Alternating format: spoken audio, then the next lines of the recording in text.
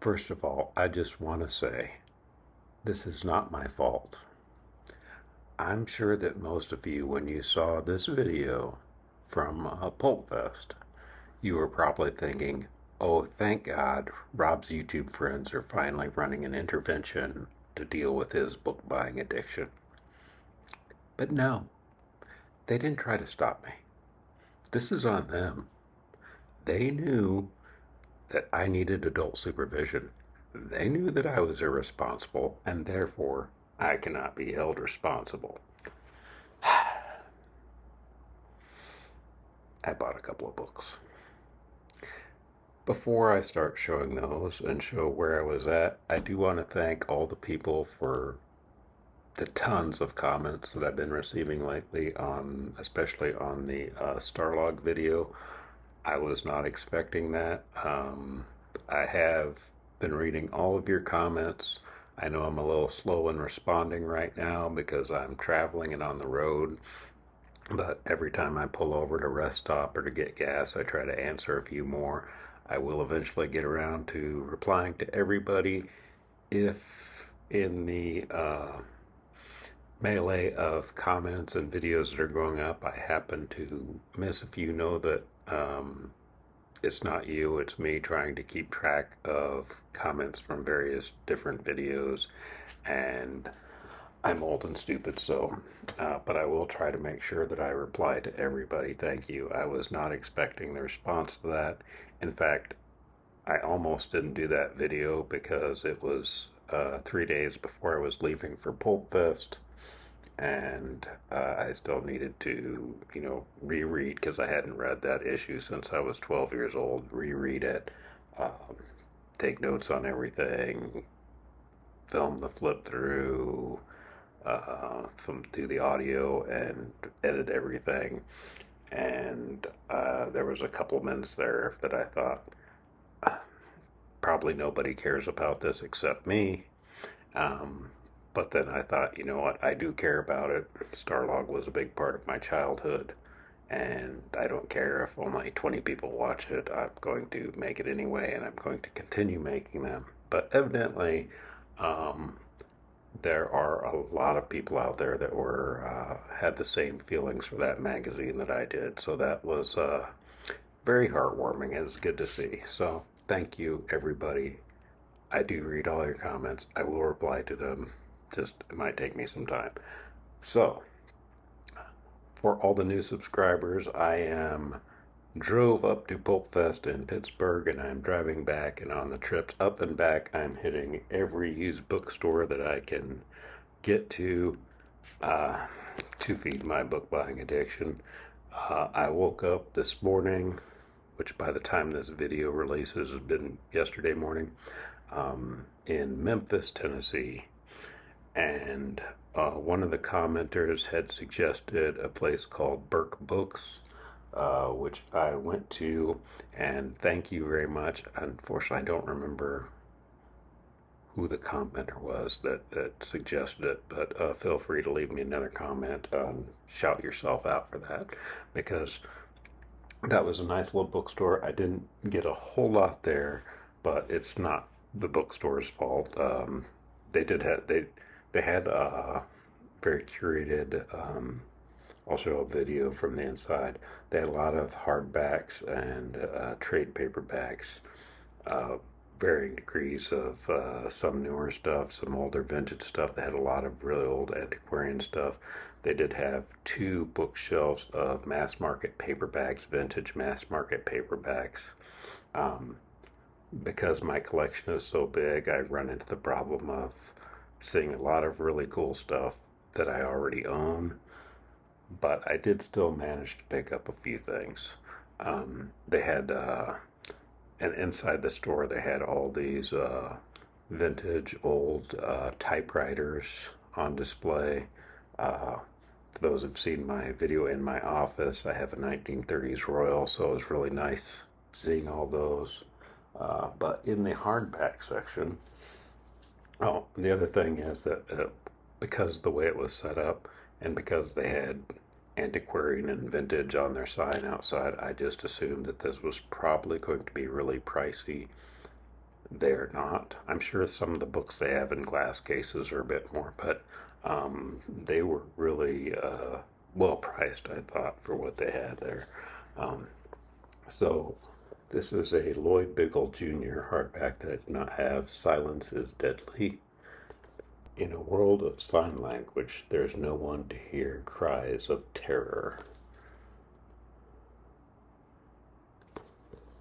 And that was only, by the way, the hardbacks were all, uh, get it on there, $5.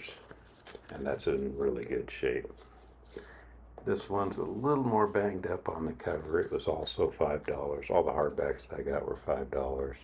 This is I Among the Blind by Robert P. Holdstock. At first, I thought it was really boring cover till you see that eyeball looking up at it. Um, the planet was a labyrinth of alien secrets, but the answers lay with a man returned from the dead. This is a real book, serious, fascinating, imaginative, says Ursula K. Le Guin. So, and then I picked up two paperbacks, two Robert A. Heinleins that I did not have. This is Time for the Stars. Tom and Pat were identical telepathic twins, and though one would age and one wouldn't, they both had to be kept alive at all costs. I don't know if there are actually dinosaurs in the book, but there better be. The back cover blurb doesn't say anything about dinosaurs, so this may or may not be a scene in the book, but I hope so, because I can use that for Dinovember. Another Robert A. Heinlein that I didn't have is Waldo and Magic Ink. He regarded the whole human race as his servants, and they were. Fat, ugly, and hopelessly crippled on Earth, Waldo F. Jones floated like a seraph in the only place in the universe where he was truly free. The incredible zero-gravity home mockingly called Wheelchair by those who hated him. Born the victim of a strange muscular atrophy, Waldo now ruled nearly the entire planet. For like it or not, those hairless apes called men desperately needed him, and the preterhuman genius they could not begin to understand. Waldo was willing to help, all right, but only at a price. Those pitiable earth creatures owed him something, and at last they'd pay for it. They'd pay but good. So that was all I got from Burke's books. And then, which I thought was a reasonable amount of books to get. And then I went to a place, I can't remember what they called it, but it was a friend's library inside. I forget the name of the library now, but I'll post a picture of it and I'll put it in the description. But the friends of the library there, they had a cart out front with hardbacks. I picked up a couple of newer, and by new I mean, see what year are these? This one is 1997 and 1995, so this one came out first. For me, anything with a barcode I consider newer, but this is The Trickster by Muriel Gray. I don't know anything about this, but the premise sounded good, and I actually got it for the other one first, and then I picked this one up too. These were out in front for $1. In a remote ski resort town high in the Canadian Rockies, something is going terribly wrong. A young police officer is found murdered and strangely mutilated. A truck driver is found frozen solid in his truck, doors and windows closed, with snow drifts inside the cab. A hotshot skier is found dead and bloody in deep snow with no human footprints anywhere near the body. Fear begins to spread that a bizarre and ingenious serial killer is on the loose. But for Sam Hunt, who turned his back on his Indian roots to live in a white society, the fear is especially strong. He's been having blackouts, waking up miles away from where he started, with blood on his face and absolutely no recollection of what he's done. And the other one from her is called Furnace. And this is the one I saw first and made me pick that one up. Alchemy, the summoning and control of demons. Those who cross the alchemist are often disposed of. The easiest way to do this? Cast the runes, strips of flesh from the dried skin of a child sacrifice, inscribed with the time the victim has yet to live. When trucker Josh Spiller pulls his rig into the small town of Furnace, Virginia, all he wants is a decent meal before getting back on the road and away from his memories of a bitter quarrel with his girlfriend. Instead, he witnesses a baby's violent death and can't convince the sheriff that the well-dressed, upstanding woman he saw leaving the scene is responsible. Shaken by the experience, he rolls out of Furnace, stopping to pick up a desperately attractive female hitchhiker who seems to have answers to some of his questions about the inhabitants of Furnace, and who's just as anxious to get out of town as he is. Soon after, Josh begins to feel eyes watching him, the burning eyes of misshapen creatures. Is it possible to have nightmares while you're awake? And just as his grip on what's real and what's imagined begins to slip, he makes a bizarre discovery. Someone has slipped him a strip of what looks like parchment, inscribed with the words, 5 days alive permitted. Something unnatural is happening in Furnace, but will Josh be around long enough to unravel its secrets? So, I will give those a shot. Then I went inside where they had a couple of racks, like wheelie carts filled with mass market paperbacks. And all of these were listed as $2. So the hardbacks were $1. These were listed at $2. But I got them for less than that. And I'll explain that in a little bit. So, I picked up another Lloyd Biggle Jr. This is The Light That Never Was.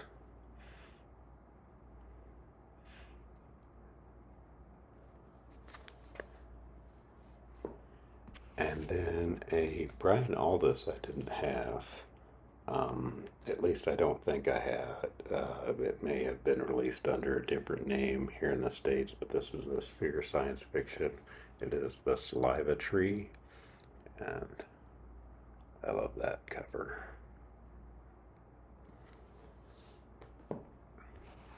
Then this is one that I saw Bryan at Bad Taste Books do a review of, and it put me and Mrs. Salisbury put this on our list immediately because it sounds ridiculous and fun.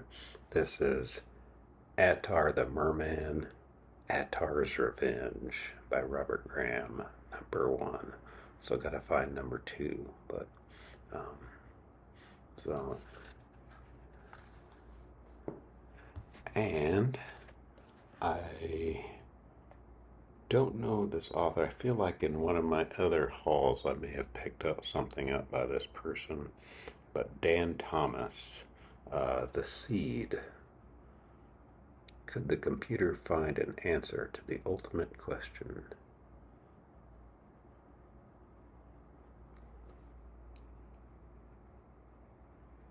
Curiosity. He was a brilliant and ferociously curious. He knew just about all that any one human could absorb of the material world around him. He had fed it all into the computer. But it was still impersonal, imperfect, incomplete, and no computer can work with incomplete data. So Aaron Penfold went out about the highways and the byways of his world, encountering, indeed courting, all kinds of experience, no matter how weird, so that his precious computer would be satiated, fulfilled, complete, and able to give Aaron the ultimate answer. And it did.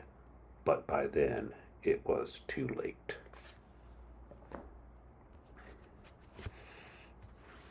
And this is a Thomas Burnett Swan, which I have not particularly heard good things about, but somehow he always managed to get great cover art. That is Lady of the Bees.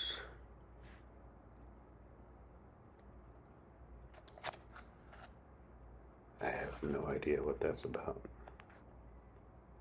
It doesn't really give a synopsis on the back.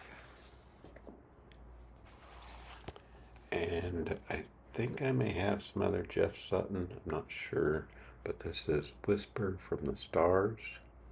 He wrenched open the door to strange multiple worlds.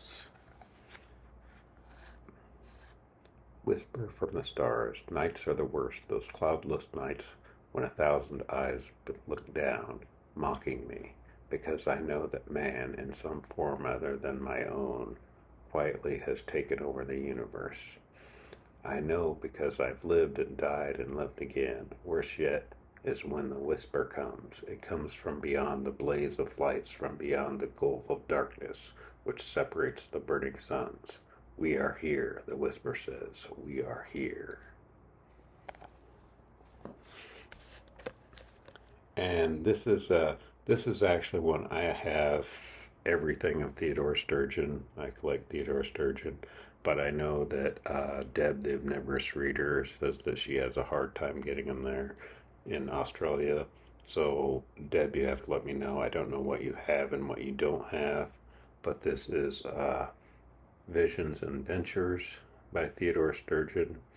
If you do not have this, then I will make sure this goes in your Christmas bundle. That is not all that I got.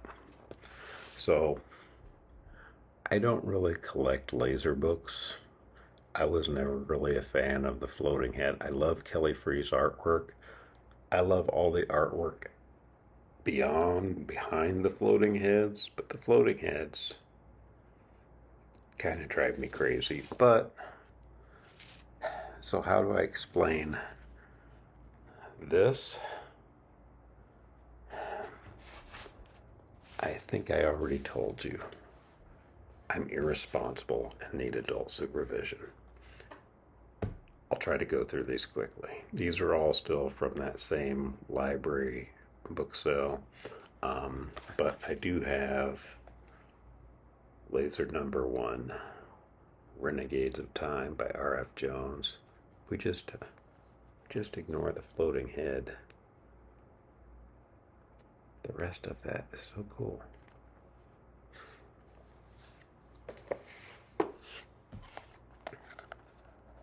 And then Stephen Golden's Herds.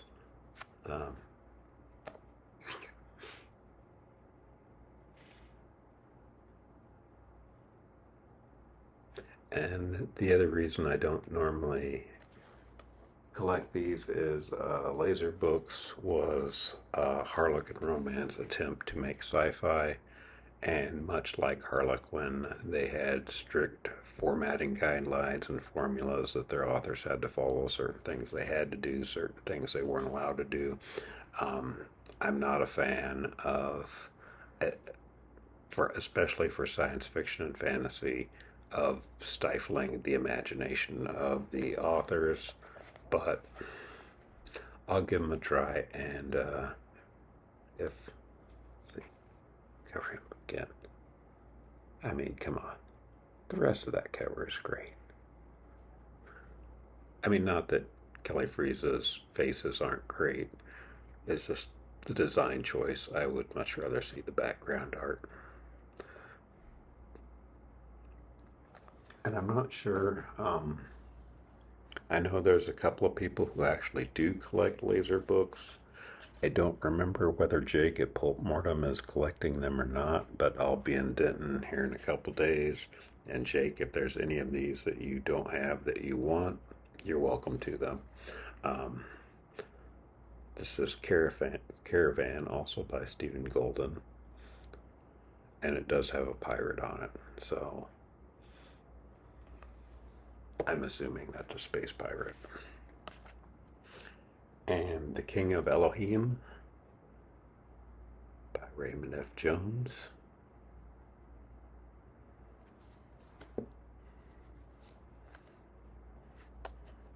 13, Blake's Progress by R.F. Nelson.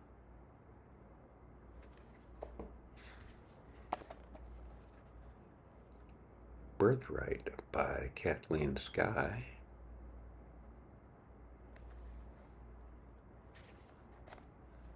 The Star Web by George Zebrowski.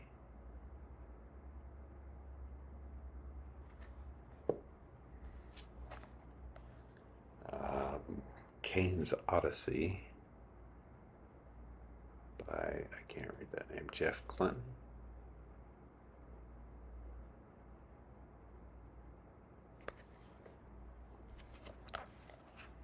The Black Roads by J.L. Hensley. Is that another pirate guy? I can't tell.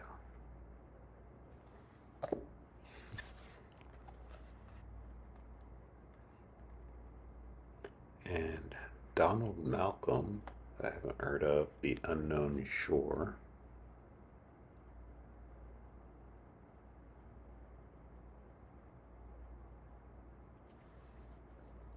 I think that one has a pterodactyl in it. Yeah.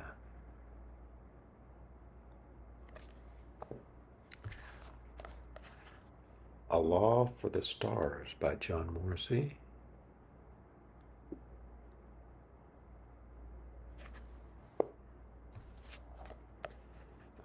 Joan Hunter Holly, so J. Hunter Holly, Keeper. So,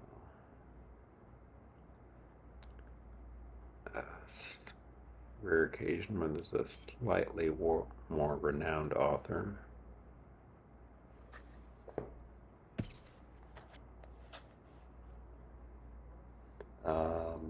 Donald Malcolm again, The Iron Rain.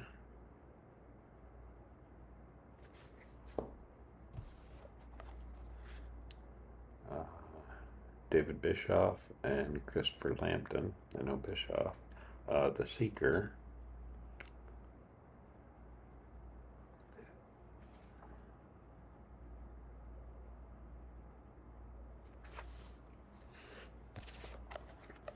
The Galactic Invaders by James R. Barrie.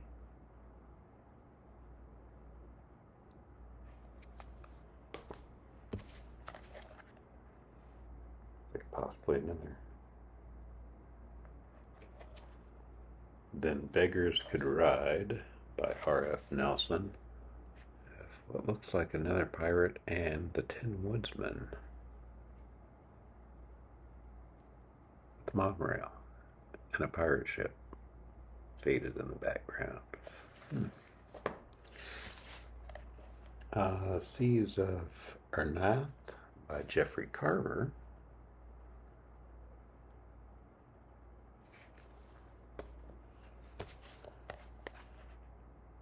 Brandy Jack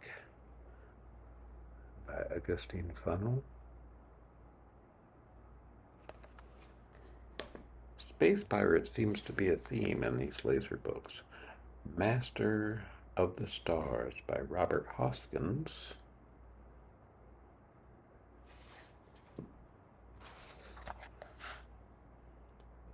Future Sanctuary by Lee Harding.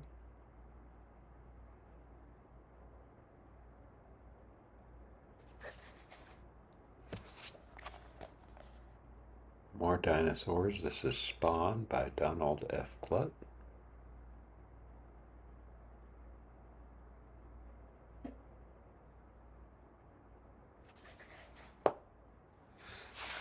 And the last one here is the limited collector's edition of Seeds of Change by Thomas F. Monteleone. I don't know.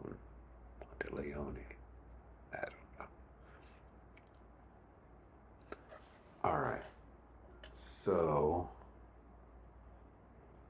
that was everything from Memphis, Tennessee. No, it wasn't. Wait, there's one more. So I went to another library just outside of Memphis. It was a much smaller library, I didn't really find anything in there I liked, but it was a tiny little place, and there's this one woman sitting there, and I sort of felt guilty, like I should buy something. And so this is, and this was $2. It's an anthology of folk horror, The Gathering Dark. I mean, it sounds interesting. Again, it's a newer book. I don't usually get newer books. I don't recognize any of the names that are in there, but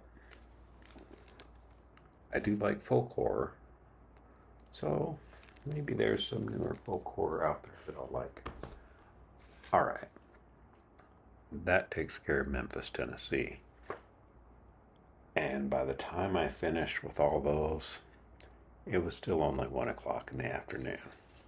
So I thought, well, I'll go ahead and drive to Little Rock, Arkansas, and stop by a couple of places there if they're still open.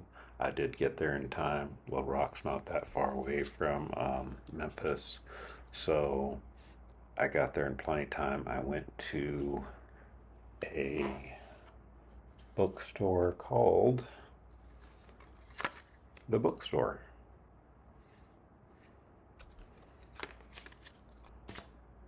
And their prices were higher than what I normally pay, but for the books I got, I'm not complaining. The most of these were, well, I got two for $4, one for $5, and one cost me $10, but I was willing to pay that for that one. But this one will go in my wife's collection. This is Moonfleet by J. Mead Faulkner. Smuggler's Hidden Treasure and the Curse of the Black Mahoons add up to a hair-raising tale, one of the great adventure stories of all times. Me and Mrs. Allspace both love pirates. Mrs. Allspace might like them slightly more than me, so these always end up in her little section, her collection. But we both read them, so. And this is from, she told me, this was printing is from like the 60s, but the story is from the 1800s originally. So, and it's sort of in the same vein as Robert Louis Stevenson. And then a book written by Walter Koenig of Star Trek fame. This is Buck Alice and the Actor Robot, Where No Sane Man Has Gone Before. Buck Alice and the Actor Robot takes a wry and insightful look at human behavior after apocalypse. Mr. Koenig finds that people remain human, both mean-spirited and heroic, both aimless and persistent, in the gravest circumstances. It's a complex worldview, all articulated in a well-conceived science fiction thriller, says Leonard Nimoy.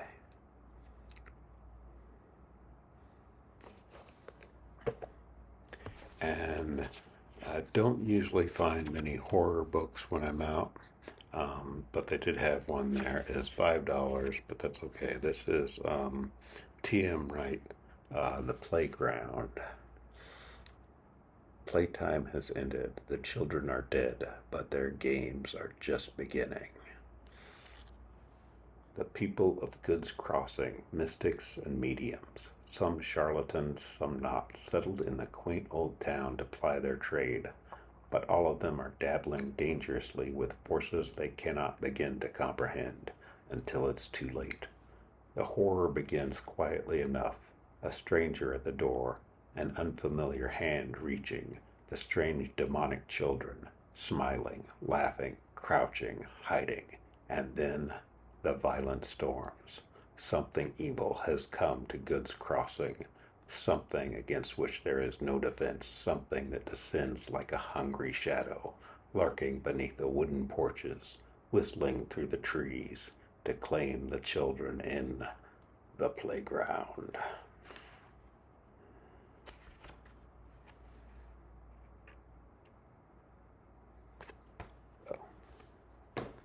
And finally, the last book I got from there, this is a Kate Wilhelm. This one was $10, but this is the Clewiston Test by Kate Wilhelm. They had found a drug to end all human pain and unleash unimaginable disaster. I'd never seen this one out anywhere or even talked about, but it's a timescape, and I don't mind paying that for that one. Also, I forgot to mention the one where I bought all the laser books, the library where I bought all of those at. Their credit card machine was down, so they had a sign up saying they only take cash. So I asked the guys, like, when I went up there and saw the sign, it's like, oh crap, you have a ATM anywhere in the library? And they said no, but there's one at such, and he named some place, and I was like, yeah, I'm from out of town, I don't know where that is. And he tried to give me directions, and then I started adding up what the cost would be, so I knew how much money to take out of the ATM, and it was something like $36 or whatever. And so he says, well, it means we're making you run around for this. We'll just give them to you, give you a discount, and we'll give them to you for 25. I was like, well, I have $25 on me. That's all the cash that I have, because I don't usually use cash. I just had some, we'll call it leftover from Pulp Fest, leftover from the third or fourth trip to the ATM at Pulp Fest. So anyway, he just gave me all of those for $25. So I paid less than the $2 a book price on there, whatever that math comes out to. So then, like I said, I went to Little Rock, went to that bookstore. I went to another bookstore, but again, it was one of those where their business hours say one thing, but then you show up and the doors were locked and the lights were out, which is probably a good thing, because I think I probably got enough for one day. And from there, another commenter told me that there was a bookstore. I don't remember the name of the bookstore, but he said it was in Bentonville, Arkansas. So that's where I am right now, in a hotel in Bentonville, Arkansas by Fayetteville. I will be spending the night here, logging all of these into the system, trying to get to some of the comments and answer those. Hopefully trying to catch up on a few of my friends' YouTube videos that they put up that I haven't got a chance to see yet. And then tomorrow morning we'll hit up whatever that bookstore is in Bentonville and maybe check out and see if there's anything in Fayetteville. If any of you know of bookstores in that area, let me know in the comments and I will go check them out. After that, I will be heading back down south, heading my way towards Denton, Texas, for the Pulp Fest after party with Jake from Pulp Mortem, Chris from Liminal Spaces. I think A-Top is going to be there, and Jay, formerly Brittleby, now Spinebreaker. I can't keep track of all your names, Jay. I think those guys are going to be there. Not sure who else, but I think that's going to be happening on Saturday, which means I still have a couple of days worth of book shopping to do on my way down there. Trying to think if I've forgotten anything. I'm sure I've forgotten a lot. But until next time, we'll do it again.